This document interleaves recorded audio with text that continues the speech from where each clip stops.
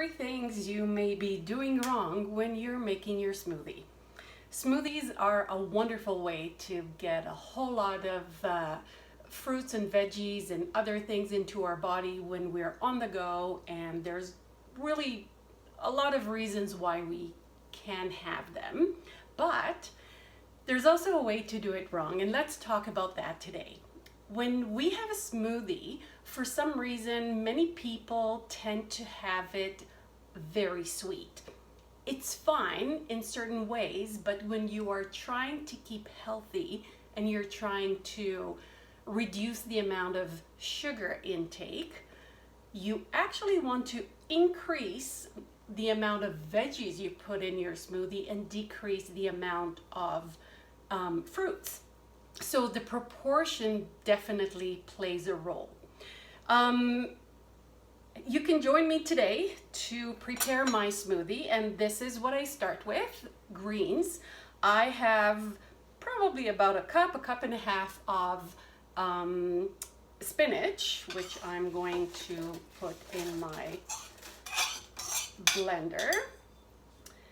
So that's one type of vegetable. Here I have some cucumbers and celery.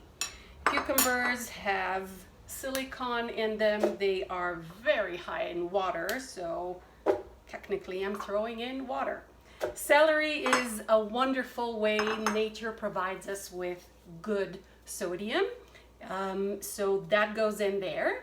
So basically what you see is 3 types of veggies that I have, and maybe you're thinking that's not going to taste very good. So what I do is add a frozen banana, and that would be my only fruit that goes into the blender. I'm not going to add any more fruits, just to keep the ratio between the fruits and the veggies lower on the fruit side. The second mistake many people do is skip the protein and fat. Although there is some protein and fat excuse me, in the fruits and the veggies, we want to make sure there's enough of that to keep us more satiated for a longer period of time.